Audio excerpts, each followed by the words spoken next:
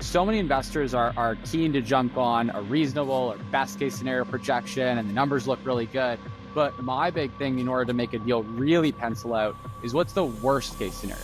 What if this thing does really poorly? What if the market pulls back tremendously? What if we have to transition over to a midterm rental? Do the numbers still look acceptable? They don't have to look great, but are you at least going to be cash flowing at break even and not losing money every single month on the property? My name is Rodman Schley. As a real estate expert, I've invested millions of dollars in vacation properties all around the world, and I've been involved in the valuation of billions of dollars of properties. I want to share my 35 years of experience along with vacation home investment tips from the top minds in the short-term vacation rental industry. Now, let's do the work. Hey everybody, welcome to the Vacation Property Secrets Podcast. I'm your host, Rodman Schley, and I've really been looking forward to having our next guest on the show. James Svetec is the co-author of the book, AirBNB for Dummies. He and his partner are the expert minds behind the world's most popular Airbnb blog and top 1% performers on Airbnb. He leads his team over at BNBmastery.com, and he runs the popular hosting community called BNB Tribe. James, I'm so excited to have you on the show today. Yeah, thanks for having me on. Excited to be here. Now, I'm excited about today because they talk about the guy who wrote the book, and you're one of the guys who wrote the book when it comes to short-term vacation rental, and you've written one of the Dummies books and perfectly aligned. At times, I feel like I'm one of those dummies. Hopefully not too dumbed down. I'm sure you've got quite a bit of knowledge under your belt. But yeah, it was a cool experience to write that book with Wiley and the Dummies brand. It's been definitely helped me in writing that book to just kind of distill down a lot of what I learned and kind of simplify it down to what it is at its core. Yeah, well, we've all been there. We've all had our first starts. We've all been getting into something or getting into the business. We've got all these folks who come into the business. And the thing that I'm seeing right now, though, is so many people got in, say, during the COVID era when occupancy was way up and rental rates were way up. We didn't have any confinement with our kids. Our kids were doing the homeschooling and we weren't going to jobs. So we traveled. I did it. I went out for about a month, went out to California, hung out at Manhattan Beach. So a lot of people came in and said, you know what? This is easy. I'm going to buy a vacation home. I'm going to just cash it in. I'm going to take wheelbarrows of money to the bank. But what happened is the economic climate changed a little bit. We went back down to normal levels, not necessarily bad levels, but normal levels. And then the people who thought it was going to be easy figured out that maybe it's going to take a little bit of work to make sure that I'm cash flowing. So I'm really excited to talk to you a little bit today about what we can do to help people become experts, because I believe a lot of people are going to still stay in the industry. We're all going to still do good, but there's going to be a lot of people that are going to leave. And the ones that are going to leave are the ones that weren't meant to be here, the ones that don't want to be exceptional at being a property owner. Yeah, absolutely. And there's, I think a lot of people over the last few years bought properties that they made sense with those numbers and they don't make sense with today's numbers. And that's unfortunate, but it's just one of those things where for a lot of people that were brand new to it, if they didn't do enough due diligence, they weren't as conservative as they maybe should have been. They maybe bought bad deals. But like you said, things are not bad right now. They're just back to normal. They're not exceptional like they were over the last couple of years. So for people with good properties that were bought at reasonable prices, I think there's still a huge opportunity here. Yeah. And the thing about it was, I feel like people weren't buying on fundamentals. Yeah, they were buying on kind of intuition or gut or a feeling, or I'm just going to buy this because I like it. We're going to be fine, right? But I always tell people that it's so important. If you want to minimize risk and then optimize what you're doing, you got to buy on the fundamentals. You got to understand what those operating expenses are going to be. You got to understand what those income projections are going to be. And I always tell people, it's like, you need to make sure when you're buying, you're overestimating your vacancy or underestimating your occupancy, overestimating your operating expenses, and then kind of looking at your ROA and going, does this pencil out or does it not? Yeah. I mean, I've always been a big advocate for what's the worst case scenario. Like any investor that I've worked with, I always really stress them because so many investors are keen to jump on a reasonable or best case scenario projection and the numbers look really good. But my big thing in order to make a deal really pencil out is what's the worst case scenario? What if this thing does really poorly? What if the market pulls back tremendously? What if we have to transition over to a midterm rental? Do the numbers still look acceptable? They don't have to look great, but are you at least going to be cash flowing at break even and not losing money every single month on the property? Because that can get you into hot water really quick. Yeah, but so many people bought on zero fundamentals. Yeah. I mean, zero. It was, and okay, I'm going to say this. If your goals are different than mine, if you were saying, you know what, I don't care if it cash flows, or I just want to use it quite a bit, and if sometimes I can rent it, I rent it, fine. That's a whole different set of goals. But if you're looking to make money and you're not running the fundamentals, I think that's when you can really get burned. Yeah, 100%. Yeah, like you've got to, even if you are, and it's a good point, because a lot of people are buying lifestyle assets, right? They're buying properties that aren't necessarily entirely or at all to do with the return on investment. And I think that the spot where I see people making the biggest mistakes is when they kind of mix the two. They're not doing it to make money purely, but they're also not doing it as a lifestyle play purely. And they're kind of somewhere in the middle. And then that's when I see people tending to lean more on their emotions and, like you said, let go of the fundamentals. And those people, I think you don't need to set the bar super high if it's not all about the money for you. But I think you gotta really be paying attention to those fundamentals, unless you're in the camp of I'm purely just buying this as a lifestyle play. Yeah. Now you and I could probably nerd out a lot on the fundamentals here. I can already tell that you are a thinker when it comes to really understanding the numbers and the whys behind your buys. And I come from the valuation industry, so I've done a lot of investment and a lot of valuation. I've done, billions of dollars of just valuation. So for me, running the numbers, I don't know why people wouldn't do it. And I look at them when people say, well, I bought it, and just thinking, well, I'll make what I can make. And then they're wondering why they're coming to the table with cash every month instead of pulling cash out. And I say, well, that's the difference between looking at the numbers and really understanding what you're buying versus just coming in and emotionally buying something. Yeah, 100%. And the data, I think a lot of people either don't understand the data that's available to them with a platform like AirBNB or something like that. And then other people, I think, shy away from it because they think, well, like I can just run back of the envelope math. And that line of thinking to me is always crazy because you're about to spend hundreds of thousands of dollars on an asset, and you can spend $300 to mitigate a huge portion of the risk with that investment. Like you've just got to be willing. You can't be stepping over dollars to pick up. No, it's a huge investment. And that's kind of when it comes to taking classes or getting to be a part of masterminds or learning, just doing whatever it takes, reading that Dummies book to understand. Take a little bit of time because you're not investing. It's not like you're investing $1,000 or a couple $1,000.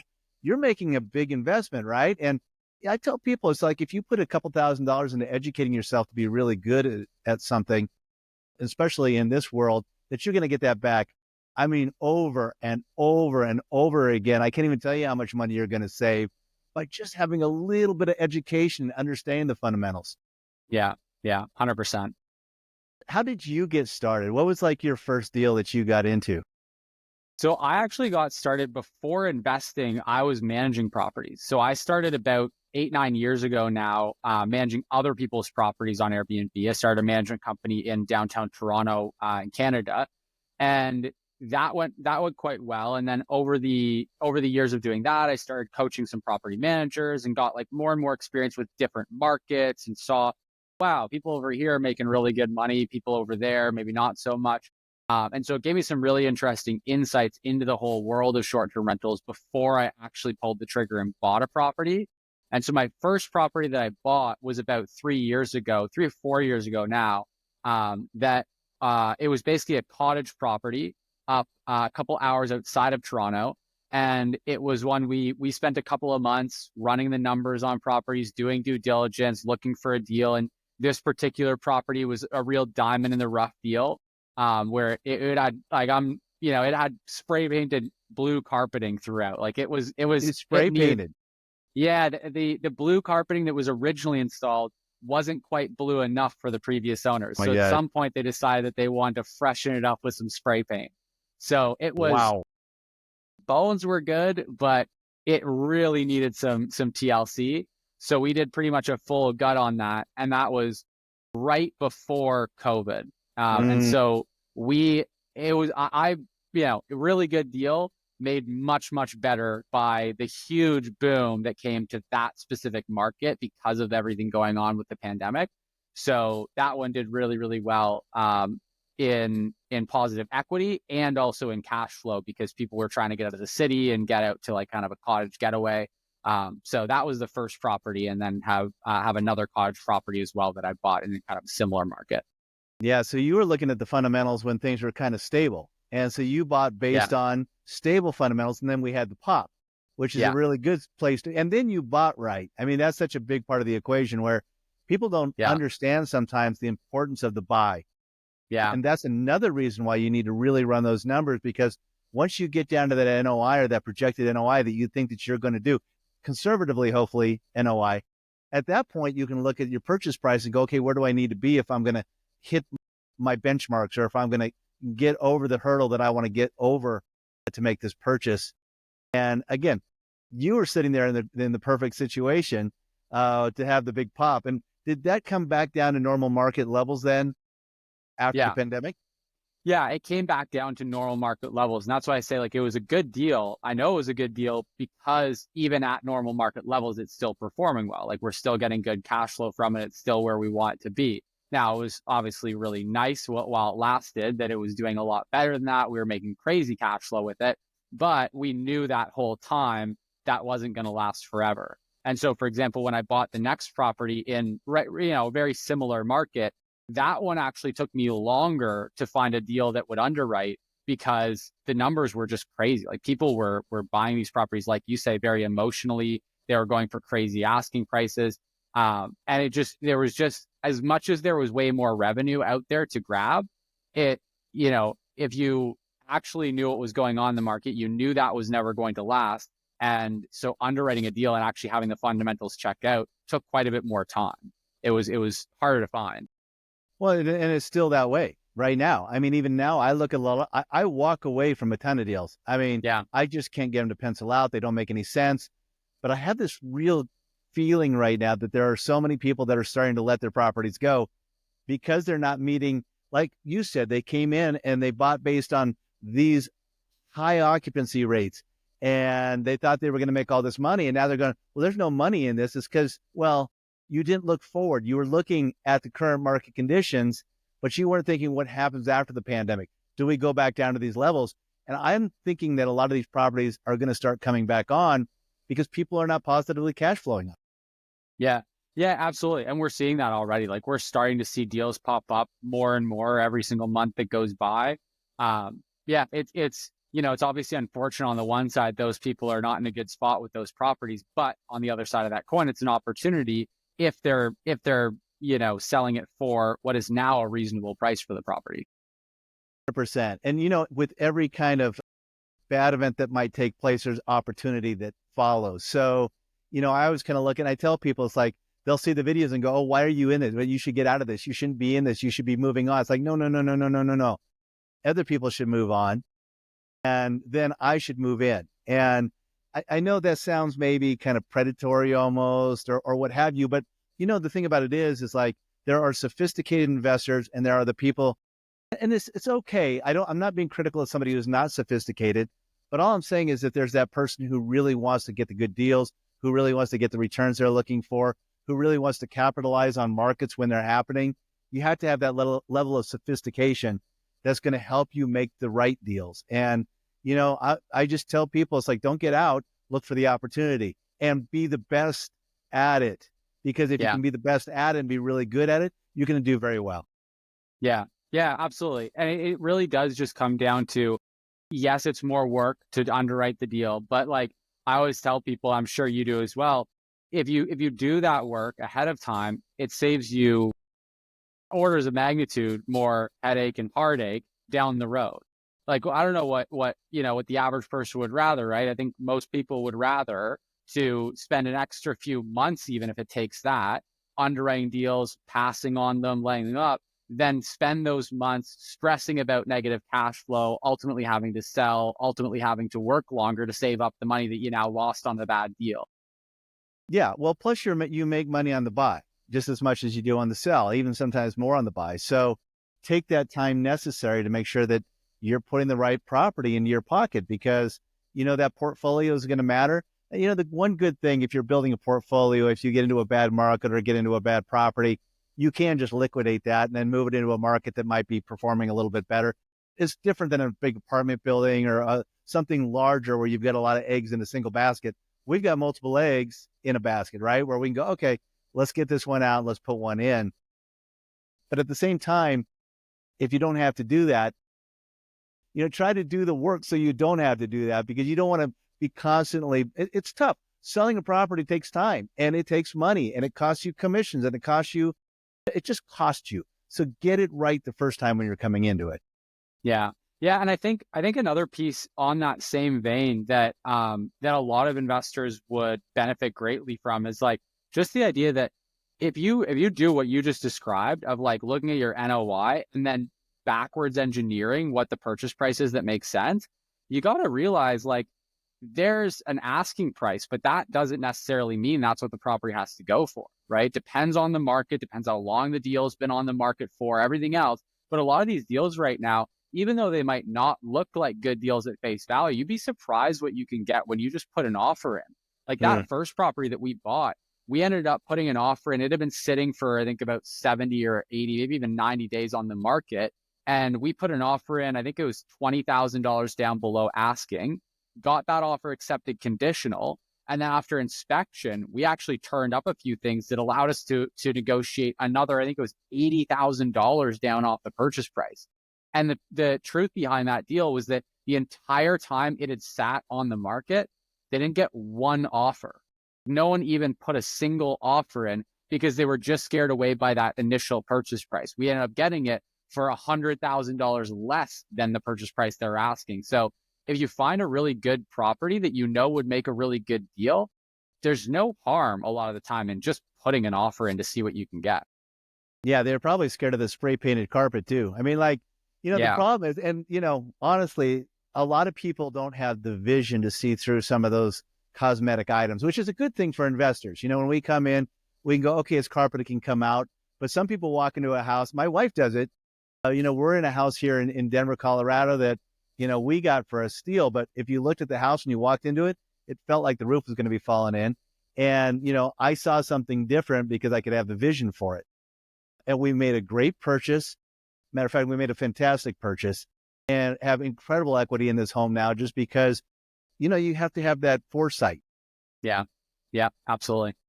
Yeah. So you got your first deal done. You got involved. You cranked out. You knocked the first one out of the park. Yeah. How many do you have now? We're sitting at 2 right now. So there's 2 that I own. We got into some other ones with investors, but the ones that I own right now personally, I've just got the 2 of them. Both cottage properties, both in that kind of similar cottage market outside of Toronto. Same market, so you've got some ability to maximize the cleaning people that you've got, and I assume you manage your own.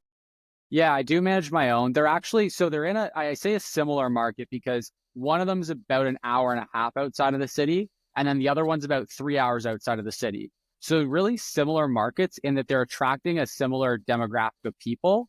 And very similar style of property, like market them the same way, very like a lot of similarities, but they are actually in 2 different markets. So we have 2 different cleaning companies, for example. But the reason for that essentially was that I started realizing that the properties much closer to Toronto during the pandemic really shot up in value because a lot of people could work remotely. So they would get so far outside of the city. Whereas once you got past 2.5 hours outside, the prices were still a lot more reasonable. And there was a pocket there where it was actually a really, really great market for short-term rentals. They had a ski hill nearby where in the wintertime, that would actually keep it going, where normally those markets are quite dead in the winter. So that ended up being my second purchase. It's in a slightly different market, but same general area there. Yeah. And you've seen a lot of properties overall, just in managing them, owning them, that sort of thing. What do you feel like is the biggest mistake that people are making after ownership? After ownership, I would say, the biggest one I would say would have to be, it's really just about the launch, honestly, is probably where I see people going wrong the most frequently and where I see it being the most detrimental. And there's kind of two parts that I see people mixing up or making mistakes on the launch. One is trying to like really maximize your revenue too early. Because when you're a brand new listing on any of the major OTA platforms with Airbnb, VRBO, Booking.com, trying to get top dollar for your listing, in my experience, is a really bad strategy when you're a brand new listing that doesn't have reviews, because you really want to show the algorithm that people want your property. And I found that people who discount early on and kind of drop those pricing, raise them gradually once they start to get reviews, start to get a track record, they get a lot better traction early. So they stay really high up in the search rankings and perform better long term. So that's one element of the launch. The other one is just really, really, really going above and beyond to make sure that you get really great reviews, especially on those first few stays. Because I think that a lot of people don't realize that if you drop below 4.6, 4.7 as an average rating on a platform like Airbnb, you're risking your whole listing getting deactivated. And if you don't have any reviews, one 4-star review can put you right there, right? Whereas once you have a track record of 20, 30, 50, 100 5-star reviews, one 4-star review, one 3-star review, you want to avoid them still, but it's not the end of the world. So I think that really just nailing that launch and thinking about it long term and having that long term perspective to go, I'm going to ramp my rates up over time. I'm going to really bend over backwards to these first few guests and make sure I get stellar reviews. That's going to set you up for success long term. And I think a lot of people make mistakes here and there that end up costing them more than they realize long term just from that initial launch phase. Hey, everybody. I hope you're enjoying this episode of the Vacation Property Seekers podcast. I want to let you know about one question that I get all the time. And that's, how do I forecast my cash flow and my profitability when investing in a vacation home? Now, if you've ever wondered that, or you know somebody who has, you're in the right place. We've created a free training called Financial Forecasting for Maximum Vacation Home Profitability. Now, in this training, we're going to guide you step by step on how to accurately project rental income, estimate your operating expenses, and calculate your returns so you can make informed investment decisions. You can access the free training at vacationpropertysecrets.com. So if you're ready to dive deeper into financial fundamentals and maximize your profitability, visit vacationpropertysecrets.com. Yeah, it's funny you talk about the 4-star review because, some people are just, I don't give 5 stars. They're like, I do, but there are people out there that are like going, you know what? I'd never give a 5, and they'll give you a 4 and they'll give you the best review on the planet. They are so good. I'm going to give these guys a 4-star review. And you're like, oh man, it's like, you don't know what you're doing to me here. I've only had one of those, luckily. Every other one that we've gotten down, we've got a property down in Costa Rica that's got 6 units down there. And I had the one guy who came in, loved the place, absolutely raved about it, probably sent more guests down there to even go stay, but gave me that 4-star review. I was like, man, you're killing me here, man. Yeah. So it matters. Yeah. Yeah, absolutely. One of the best things that we started doing recently was, and you've probably seen it before, but we've started sending our guests out a kind of rating scale when they check out that says, this is what a 5-star review means. This is what a 4-star review means. This is 3, 2, and 1. And just having that context, I find has been super helpful so that guests realize that what I found is that a lot of people just don't quite understand the Airbnb rating system, especially if they're used to hotels. They kind of equate a property to a 4-star hotel, and so they give it 4 stars. And that's where you get that 4-star rating with like a glowing review. And so just opening their eyes to, hey, a 4-star review actually means we're doing things very poorly. And if we get enough of those, Airbnb is going to just delist us completely. That I've found will help to prevent a lot of those issues. Because it's such an annoyance when you get that glowing, incredible review and then you see the 4 stars. Yeah. And luckily, there's enough 5s to offset that. But I did talk to a gal, I had her on the podcast. And they've got that rating sheet like you were talking about, but they put it around the refrigerator. So when people come, they understand how the rating system works. And basically she says, listen, if we're not giving you a 5-star experience, you need to reach out to me immediately. I'll do anything we need to do to make sure you get a 5-star experience here. Yeah, absolutely. Yeah, that's a really great approach. Yeah. So, and I think another thing that people don't understand when they come into a new property, maybe it's already been an Airbnb and they buy it as an Airbnb type property, but they get in there and they don't realize that just because it was a 5-star from the previous tenant, that's going to just transfer over to your listing. And they Hmm. think, I'm going to come in, I'll just have the same algorithm, I'll just take it over. But Airbnb doesn't allow you to do that. I mean, you have to start from scratch and you got to get into that algorithm. So there's this drop in revenue until you can get into Airbnb's algorithm and start bringing the revenue and the occupancy up. Yeah.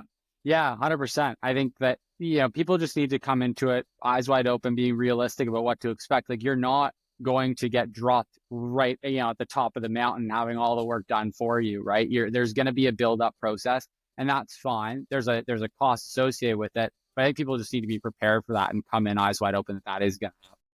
Yeah. Yeah. I always tell people, look at the first 12 months as you're going to have to restabilize the property. Even if it's already been on, you're going to take in, maybe you can get there in 6, get back into that super host status in 6. Maybe you can even do it in 3.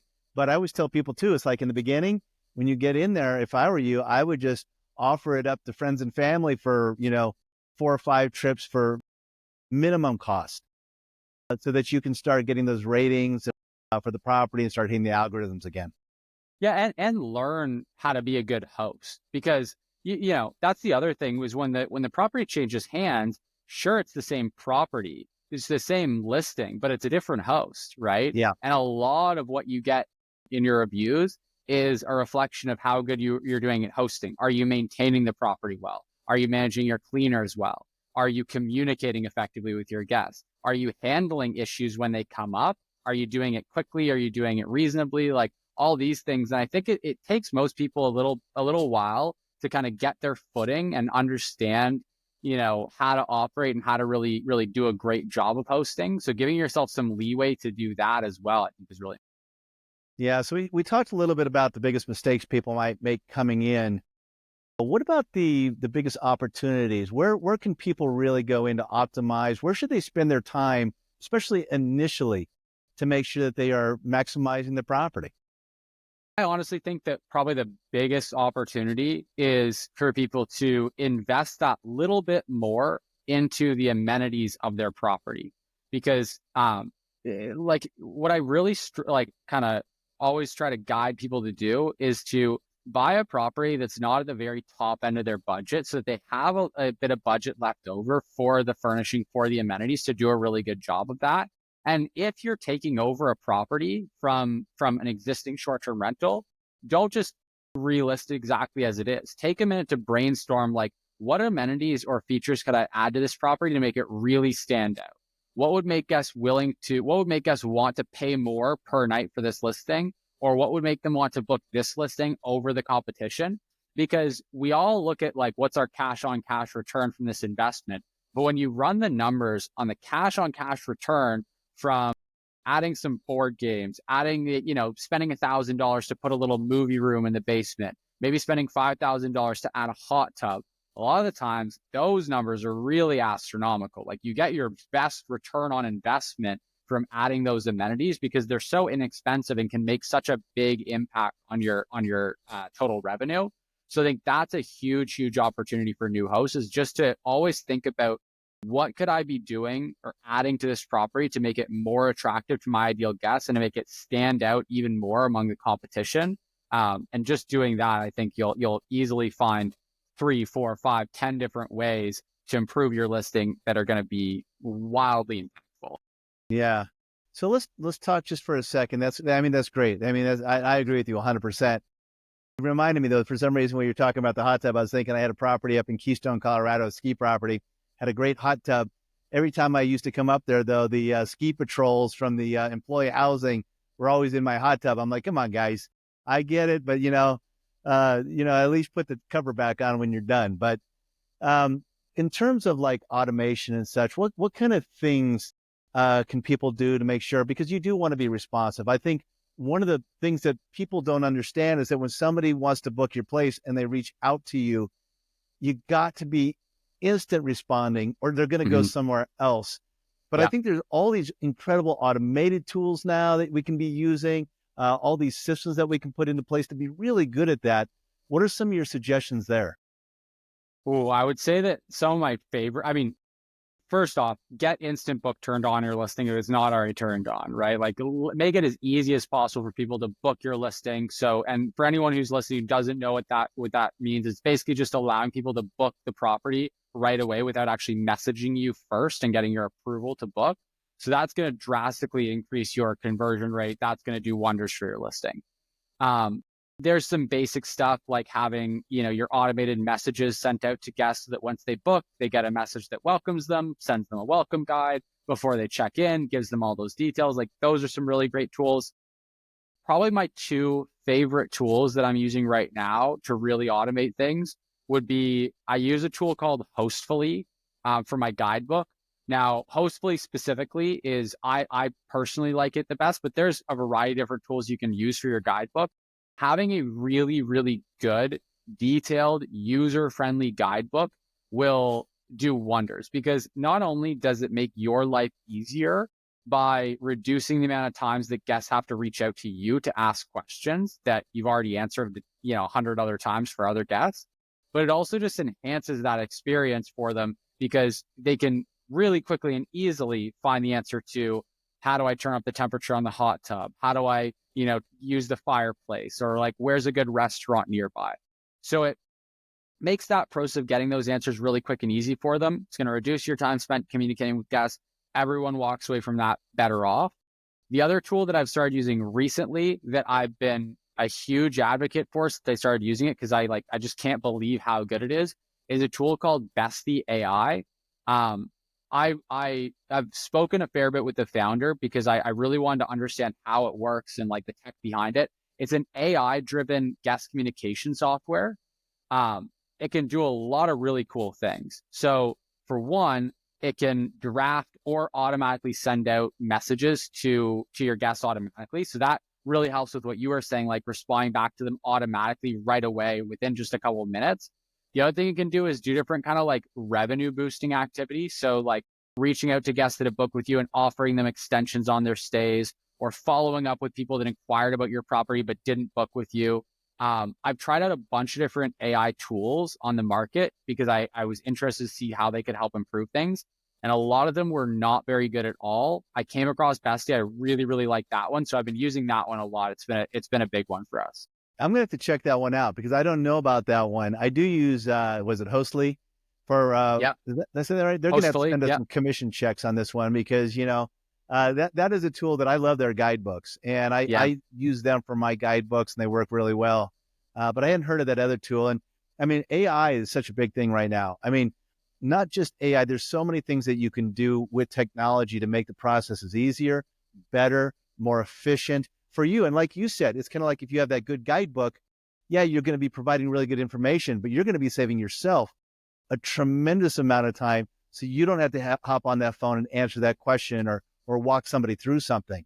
So I always tell people, you need to be up with the tech. If you're going to do any of your own management, understand the AI, understand the tech, and you're going to benefit greatly, especially now. And it's just going to get better. Yeah.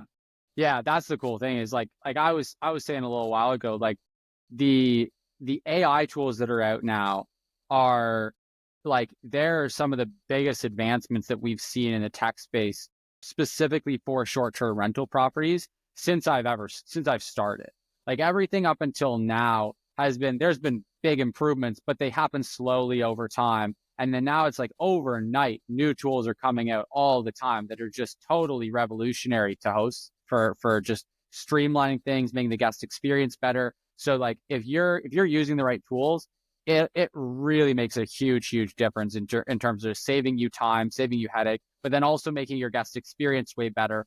I work with a host that was explaining to me today. Now this is further than I've taken it, but he was explaining to me how he's got automation set up so that when the guests arrive at the property, it automatically sets the right to the lights outside to the right ambient lighting for that specific time of day. It flips on the TV with a custom welcome message that he's got like a Raspberry Pi hooked up to grab from their message communication. So it's personalized. He plays a song that based on their profile, he thinks that they're going to like there's some really cool stuff that you can do to just make that guest experience absolutely incredible and get more 5-star reviews that don't have to take up a huge amount of your time. And a lot of them you don't have to go that heavy on, by the way, as well, and get like be a real like tech guy to understand it all. There's some really basic, pretty easy to use stuff that you can do that'll have a really meaningful impact. Yeah, I was pretty impressed with the stuff that I was doing, but now I'm hearing this thinking, oh man, I am behind the times. We I'm in the down same in boat. Costa Rica, we put in some pineapple and some, some kiwi and some good stuff like that with a nice note. But my gosh, well, we don't have TVs down there, so that part of the equation is out. But oh my gosh, that is crazy. Yeah. You can take it as far as you want. And also, I think, you got to also talk about those like just personal touches. If you have the property type where you can do that and you've got the margin to be able to do that, like absolutely some personal touches, like something as simple as leaving a bit of fresh fruit and a handwritten note can go a really long way in making a lasting first impression with that guest for sure. Yeah, it really doesn't take much. And the guest experience is so important. Mm-hmm. And again, a lot of these folks who came in who didn't really understand the space, didn't understand the investment, came in and thought, well, I can just rent it. It's going to be hands off. I don't have to worry about this and that. But I'm just going to tell you, if you're not giving them the guest experience, they're not going to come back. They're not going to give you the review that you need. And that all matters so much in the profitability of your investment. 100%. Yeah, it is this interesting mix of like, it's real estate, but it's hospitality. And I think a lot of people just don't really, they overlook that hospitality aspect of it. Yeah. Well, a lot of them come in from that standpoint of, okay, I'm going to get a really good return on my investment. My cap rate's going to be good, or my ROI, whichever one you want to talk about. And they equate it to say like an office building or somewhere where you've got a 5-year tenant where, okay, I put a tenant in. I might take a call or two a year, maybe from this tenant, but it's different. It is hospitality and there's this business aspect to it. That's why the cap rates have to be a little bit higher too, because you got a little more, the cap rate, your return on investment should equate to your risk and what you have to put into it, right? Part of that cap rate is business. Part of it's to the real estate. And when it comes to these short-term vacation rentals, you need a higher rate of return because it's not just going to be a 5-year tenant that you talk to once a year. Yeah, absolutely. Yeah, there's definitely more effort that goes into it. And like we've been talking about, there's all kinds of tools that you can use to help reduce that and streamline that. But at the end of the day, it's not going to be a situation where you just check in on it twice a year. That's just not going to happen. Yeah, you were in the management world too. And, we talk a lot about management. It's such a big line item on your expenses, whether you're going to self-manage, whether you're going to bring in a management company, whether you're going to do some kind of hybrid. What do you tell people to look for there? I know, again, kind of goal specific. Some people might not want to have anything to do with it. I'm just going to outsource it. I'm going to put it out there and we're going to go, right? But what do you tell people like that in terms of making those management type decisions? So I always tell people that if you look at the numbers on it, it makes like you're going to definitely save money by managing it yourself, especially once you get more than one property, because you get some efficiency into that system and you can afford to actually hire some people to help you out. So you're going to make some more money. But the question becomes like, what's the trade-off you're making for that? If the trade-off you're making is going to be quality, don't make the trade-off. Because for a lot of people, yeah, they'll save money, but they don't actually have the time and the bandwidth to really serve the property well. And so maintenance is going to get deferred. Guests aren't going to get responded to in a timely manner. Those kind of issues are going to start to crop up. So if you ever have to sacrifice quality, it's really just not worth it. And then you just have to look at the return on your time, right? And that equation changes every time you grow the portfolio because there's more and more and more benefit now to putting the time in to build your own systems and build your own team. I don't think there's necessarily like a right or wrong answer to whether you should manage the property yourself or hire a property manager. I think there's a lot of there's a varying degree of quality when you look at different property management companies. And so if you are going to go down that route of hiring a good property management company, I recommend a small to mid-sized local property management company that really knows that market and is going to give your property some good individual attention and kind of shying away generally from those bigger, tens of thousands of properties type property management companies who you're realistically just a number to them.